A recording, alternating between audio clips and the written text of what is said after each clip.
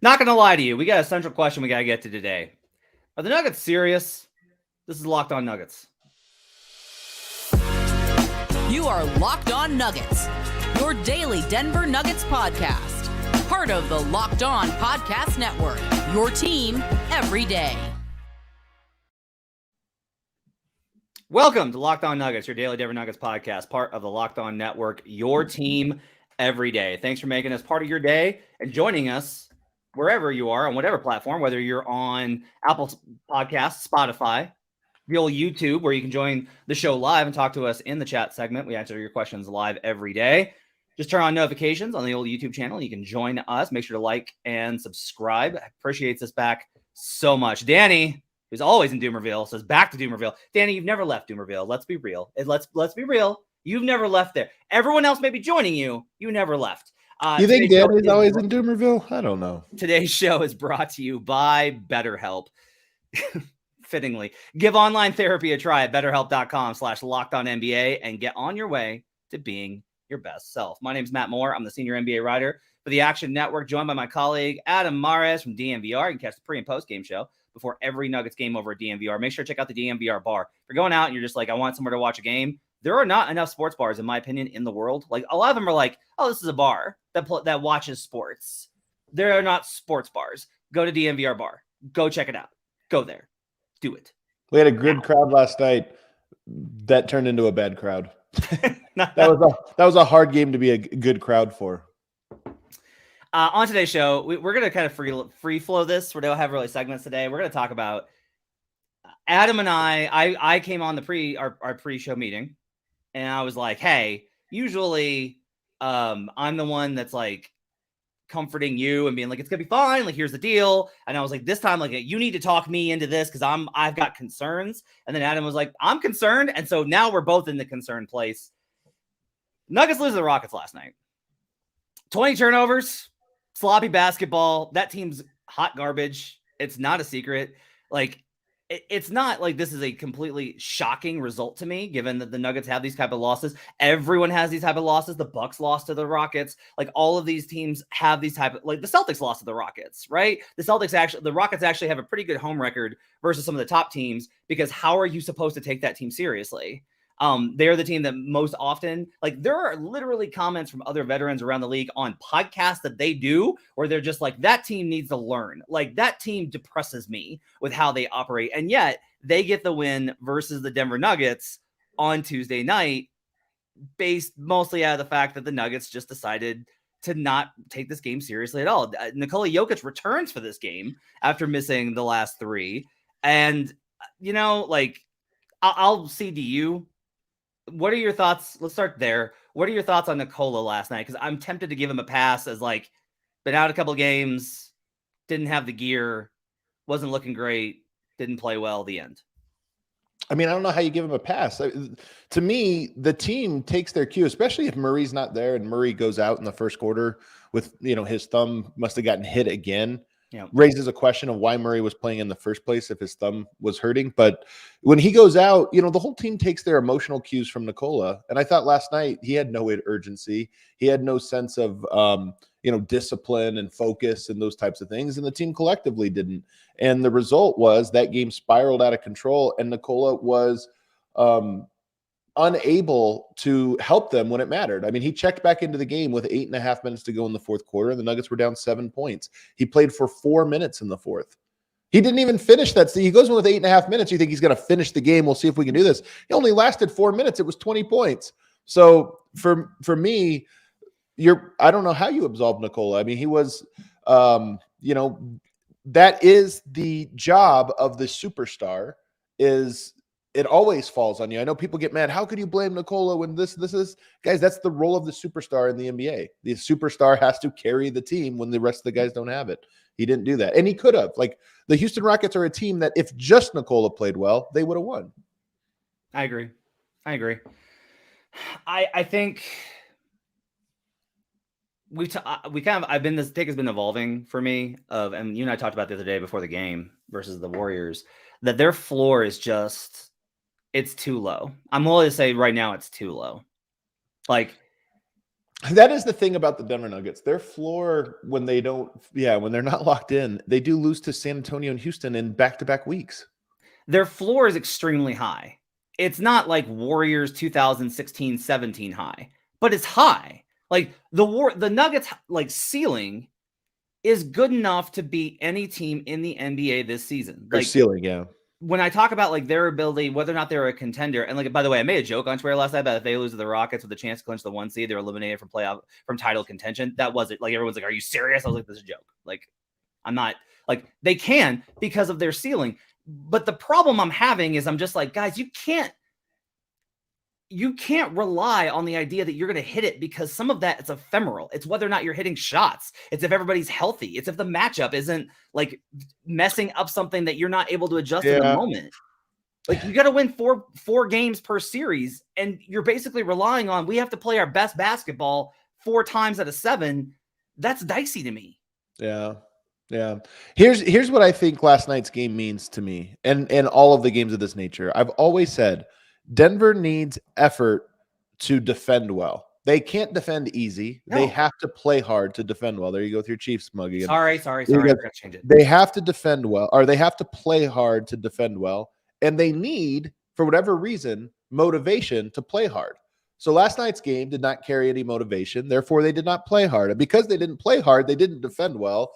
And it leads to a game where you're playing with fire. And last night they got burned really bad. So for me, the question becomes is how concerning is that, long-term or what have you. And I still remain where I think these games are mostly meaningless. But last night was an opportunity to clinch the 1 seed. It at least carried some meaning. The Nuggets now might do that on an off day with a loss from an opposing team. How lame is that? How lame is that the first time ever you might clinch a 1 seed, it didn't come because of your own efforts. You could have done it on your own and controlled your destiny. Instead, you're hoping for someone else to kind of hand it to you. It's kind of a bummer. Yeah. A lot of this is just like, when was the last time that they got a win on the road, where they weren't locked in and motivated? Oh, was it the Brooklyn game or the Washington game? I think they had like moments of lock-in. Right. Moments of sloppy. It might have been the Washington game, to be honest with you. Washington game probably counts. That's probably or Detroit. Actually, it's Detroit. Remember Detroit? They were like tied going into the 4th. Yeah. I mean, but that's the Detroit Pistons. Yeah. And I mean, but this is like the Houston Rockets. It's like the bar is so low here, you know? And like, look, I read Harrison's column on DNVR last night, and it was good and accurate. Like Harrison has put it very well, I think, which is you're going to have to decide like either like they're frauds or they're just coasting. And he's like, I believe it's the former, but like Harrison leaves open. Like we could be wrong. Like maybe maybe they are not coasting.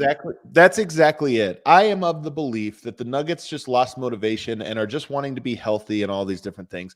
But if somebody else told me that, if the Grizzlies were on the slide that the Nuggets are on, and then I talked to Grizzlies, like they're just bored guys. Like I would be like, I don't know. I don't know. Like as an outsider, you'd be like, that sounds like, that sounds like an excuse or like a hopeful explanation. So as much as I agree with it, I think that's what it actually is. It's not exactly the most encouraging thing heading into the postseason. Well, let's talk about why this happens, what this means for the makeup of the Nuggets, and how it impacts their chances of making a run on the other side. First, I want to tell you about eBay cars.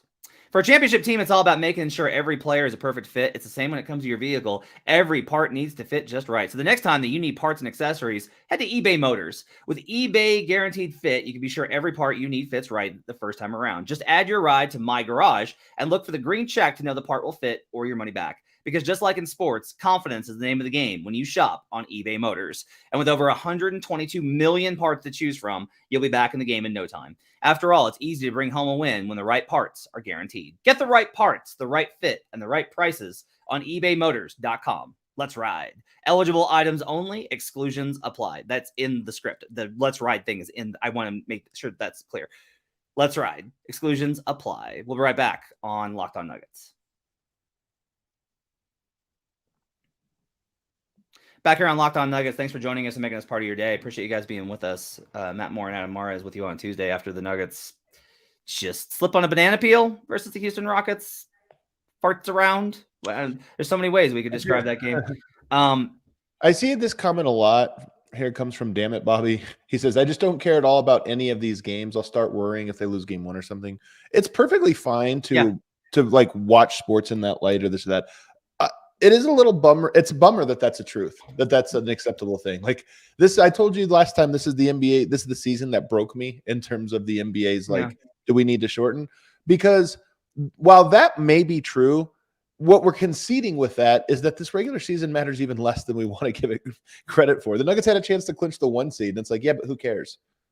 Man, this is a really good comment from JN, too. All about process. If they go up 3-0 in a series, what's the confidence of them closing it out? Albeit an admittedly tough task regardless. In 4, in 5, are we stuck with 6 and 7 game series? Man, that was an interesting. It's a great question. If they get comfortable and just stop giving high level effort, like I think I in particular, like this is like one of the costs of the way that I approach things and some of the things that I think. Because I'll talk about you don't want to peak too early, and I'll talk about like you want to stay stable. And I also like there's a lot of teams that I have called tryhards in the regular season through the years.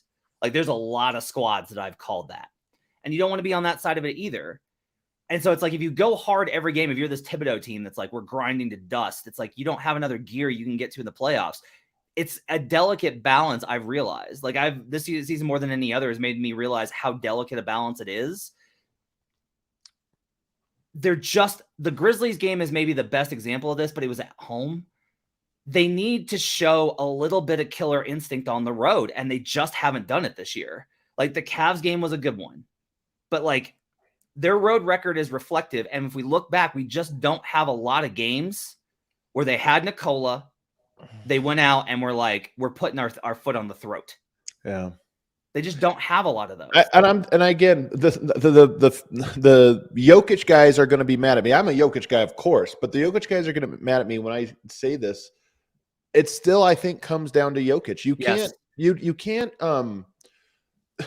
Nobody works harder than their boss, right? Like you see your boss relaxing. It's just like, why am I busting my hump? This guy's like, he's going to reap the benefits or this or that or whatever. And I just think with Denver, like Yoke has to demand the seriousness of his teammates in games like this.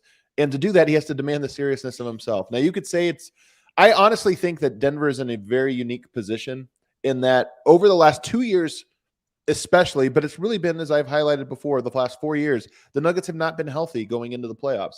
And I do think that this team is extra conscious of that and less conscious of the momentum carrying into this or that. And then the last part here, Matt, that I think is interesting. So I do think that Denver is like more concerned about health than they are concerned. And Yoke played last night like a don't get hurt effort. Yeah. But there's another aspect of this, which is Denver has always had to sprint through the tape. Game 82, they lose. They had to go on a run to get in the last year where they had to win a bunch of games in a row. Every other year, it's, hey, we got to sprint to finish this. Last year, it was the 6th seed. They almost were in the play-in. They had to win out down the stretch. They've never been in a place like this where they are in the front and you have to sort of manage the end of the season. So I do think that some of this comes from being in a unique position, being the number 1 seed and just how do you handle that? And to be honest with you, I don't think they've handled it very well, but maybe it's a learning curve. And if they're in this position next year, they're like, okay, remember what happened to us? Let's make sure that doesn't happen this year. How do we handle it? And I have a similar, but kind of like tangential take to that, which is, we talked about like they haven't been in this position before. One of my concerns is how they're treating this as if they've been here before. Like Hurricane, who's in a pretty bad place this morning, and he's just emoting, and that's okay. We get that this is a place for fans to do that. What's this ever team done to demonstrate they're not frauds? What has this organization ever done? You're talking about a team that peaks at the semifinals. The Rockies have accomplished more. The point here, I think, is more kind of interesting. The point that's more kind of interesting within that is that like there's been this question of the switch flip, and for me, I have like a pretty solid opinion of the only teams that get to flip a switch are the teams that have won a title. So I went back this morning and I was looking at teams that have won 54. Because if the Nuggets go 2-1, they're at 54 wins. Because I think they're going to drop the Suns game. If they win 54 games this season, teams that have won 54 or fewer and won the title And of those teams, several of them had already won the title. How many were there? I will look it up right now. Because this is the thing. 53 or 54 wins is not that many wins. It's just not. Like, that's one of the things that's really interesting is we were all like, they're going to be the 1 seed. And then you kind of look at it and you're like, both things are true, though. Both things are true. I know this is why you can't count them out. There were 4 teams that played 82 games, won 54 or fewer, and won the title. Since the 04 Pistons, huge upset. The 2022 Warriors, the 2006 Miami Heat in a massive upset versus the Dallas Mavericks, and the 1995 Houston Rockets, who had won the title the year before. So is this since 2000? This is 3-point era is what I looked at. Oh, so this is 84? 80? Whew. Okay. Yeah. Okay, so you've basically got, and all of these have happened in the last 23 years, and 2 of them have happened in the last 10. Yeah. And this is a good, look, this is also a good point though from Fernando. Does the 54 wins matter this season specifically? Because the Suns, Warriors, and Lakers aren't going to get to 50, and they're all expected to come out of the West. Like Blair says, if anyone somebody's going to come out of the West with 54 or fewer wins. So like no 55 win teams coming out of the West. Right. Right? So I think this is like part of the equation here. It's funny though, the other side of the standings, to be honest, like the Milwaukee Bucks might win 60 games, but they're probably going to win 58 or so, and that's even low for a best overall team. This is actually an interesting comment from Conga Hydra, who's being sarcastic, but best Nuggets team ever. It's actually kind of interesting. That's actually an interesting point because I felt that way when they were in the middle of like the end of January, right, when they've accomplished all this stuff, and this shows you like again their ceiling is incredible. Yeah. When the Nuggets lock in, I have another take for you, Matt. You're gonna hate this one, but I think I'm thinking more and more about it.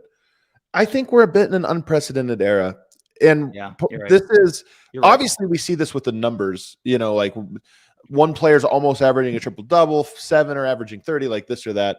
But I do think that the NBA over the last decade has been moving more and more towards this solved NBA. Yeah. Meaning the things that used to be valuable are less valuable, and the things like rest and health and all these stuff. Now I think all teams have managed this season in a weird way. And one of the reasons you have such low totals for your good teams, and part of why the standings are so condensed, is everyone approaches the regular season the same way, meaning dismissively. So Malone literally said meaningless. When? The other day. He literally said the regular season is meaningless the other day. Right. That was in a comment. And like, I don't blame him. That's how he gets judged. And it's so true. If you win 60, if they won 62 games. That used to be an abstract concept, the meaninglessness of the regular season. Now it's like a literal strategic concept. Yeah. No, I think you're absolutely right on this. I think you're 100, because part of this is how, and this is like one of the difficulties of it. You want to know where the best kind of evidence of your point is the home road records. Yeah, you're so right. You're right. Everybody's home road records are this way now. Because and this is why, is because everyone's like, let's win the games that we can absolutely win. Yeah. And let's not try in the games that we might lose. It's so true, man. Look at this. I mean, one team in the West has a winning record on the road. It's the Sacramento Kings, who are uniquely motivated for regular season success this year because they've never been there, right? It's been 20 years since they've been in the playoffs, so the regular season means a little bit more to them. Every other team in the West has a losing or even record on the road. You're right, man.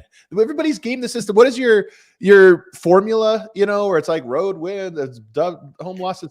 Every team has it now where they're like, right. That's a meaningless one. This one's meaningful. But yet, when everybody has that approach, the home games become easier to win because the other team's not taking it. Yeah, the other team's like, we're on the road. Like, it's so dumb. You're right. I'm telling you, there's an analytics movement in the NBA that's like baseball, where we've all rapidly come to the same conclusions, and now it plays out this way because everybody's playing the same game. 33-7 at home, 35-6, 33-8. These are their home records out in the Western Conference. Like massive 25-14 for the Pelicans, who are an 8th seed. You're right, man. You beat the Warriors at home without Nikola, and that's usually like a stellar win. But there's part of me that's like, and it was, but they lose to everyone on the road. Oh, that's true. That's damn it. This is the thing. They're 9-30. Hang on, I gotta look this up. Here's a good one. Two of I think the best wins of the season for the Nuggets came against the Memphis Grizzlies. Okay. Yeah, at home. Yeah. And not just at home, right? But like if we look at the Grizzlies in particular, the Grizzlies are 8-16 versus Western Conference teams on the road this season. Man. 33% for the 2 seed. And the Nuggets lost in Memphis. Man. So that's they get killed in Memphis. Yeah. We have this idea of how good the Nuggets are from a long stretch where they played at home. Yeah. But we don't know if that was a product of how the Nuggets play at home. Like, there's at least a question of how much of it is how everyone else just plays on the road, and if that'll change in the postseason. Man. Right? Yeah. Yeah. Hey, the playoffs, the end of the regular season's in 5 days, by the way. Not a lot of time. On the other side, we'll talk about the fact that there's not a lot that Denver can do to correct this. They're either going to be there and they're going to be the team that we think they can be, or they're not. We'll do that on the other side. Right now, I want to tell you about FanDuel Sportsbook. The NBA playoffs are almost here, and it's the perfect time to download FanDuel, America's #1 sportsbook. New customers get a no-sweat first bet up to $1,000. That's bonus bets back if your first bet doesn't win. Just download the FanDuel Sportsbook app. It's safe, secure, and super easy to use. You can bet on everything from the money line to point scores and threes drained. We have a playoff series already up. Cavs are favored over the New York Knicks. I'm waiting on the series spread line. Probably going to bet the Knicks. I'm very excited for that series. Should be a really good one in that conference. Won't know who the Nuggets are going to face, but you can get all those odds over at FanDuel. Plus, FanDuel even lets you combine your bets for a chance at a bigger payout with the same game parlay. Don't miss the chance to get your no-sweat first bet up to $1,000 in bonus bets when you go to FanDuel.com/lockedon. That's FanDuel.com/lockedon to learn more. Make every moment more with FanDuel, an official sports betting partner of the NBA. We'll be right back on Locked On Nuggets.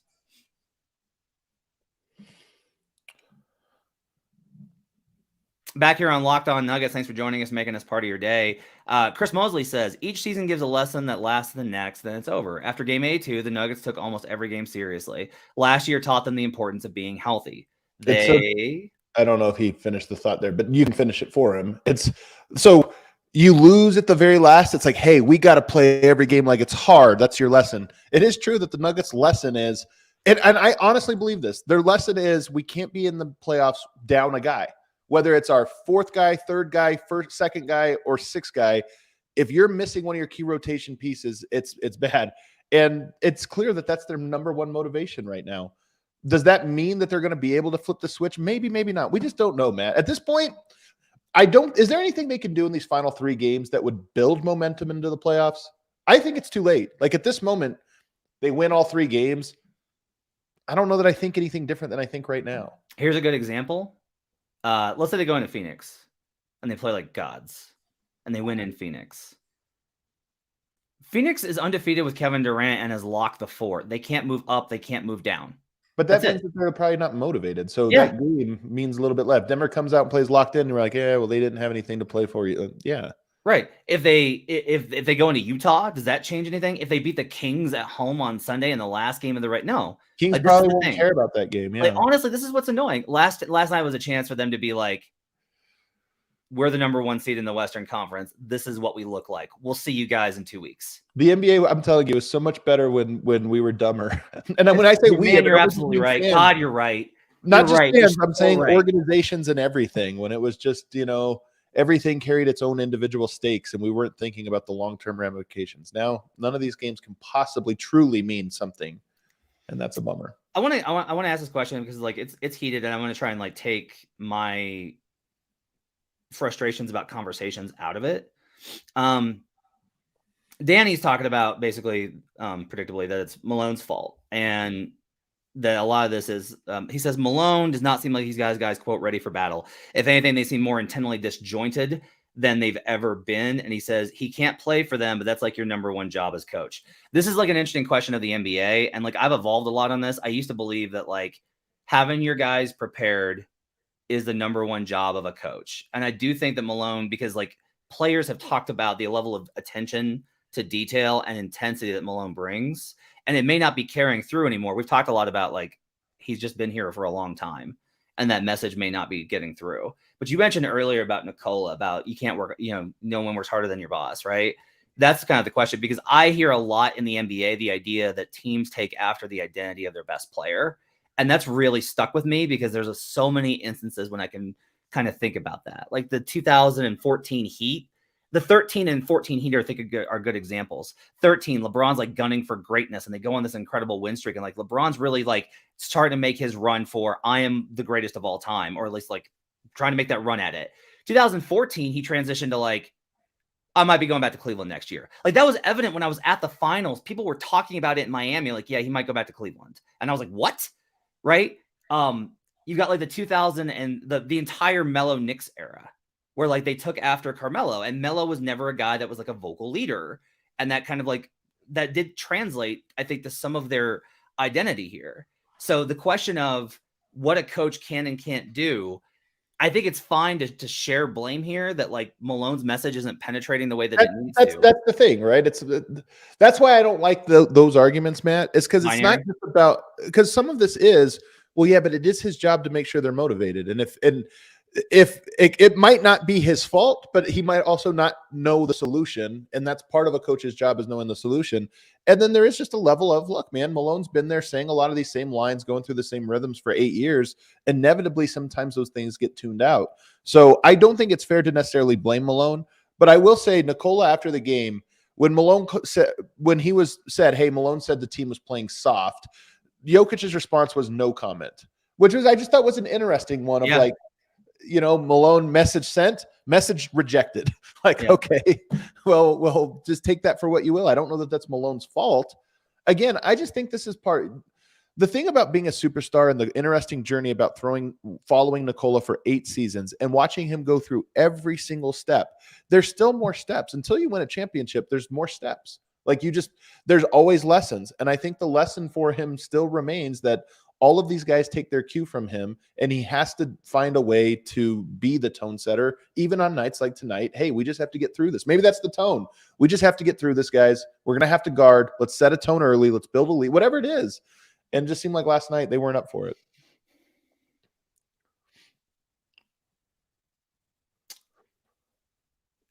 You don't know. I always say this. We don't ever really get like, I talked about this with Howard Beck once, who should be in the Hall of Fame, by the way, that I asked him how much we actually get to know players. How much do you actually get to really know them? Or do you get to know a shade of them?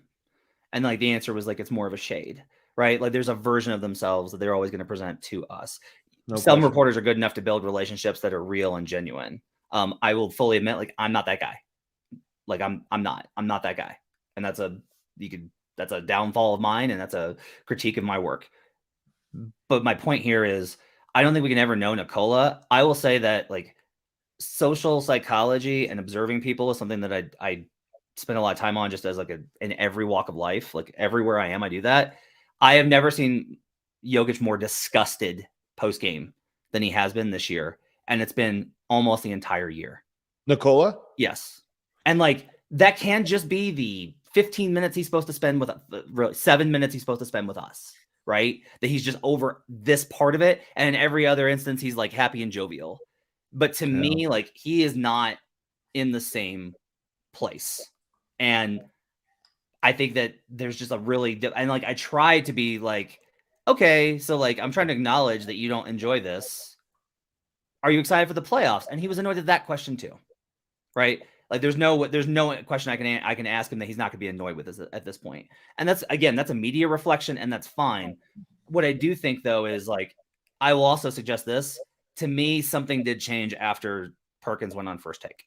100%. I really believe that. And I hope that means that it's internal fuel and all of this is just like window dressing. It's just waiting for the playoffs to arrive. And it's more that than anything.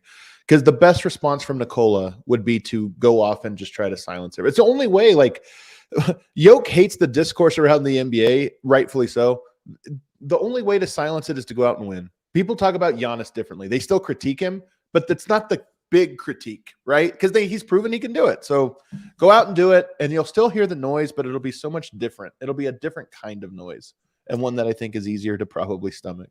I want to talk about this. Danny says Malone just seems like he might be this team's Mark Jackson, which is fine. He can coach at an NBA level, just not a championship one.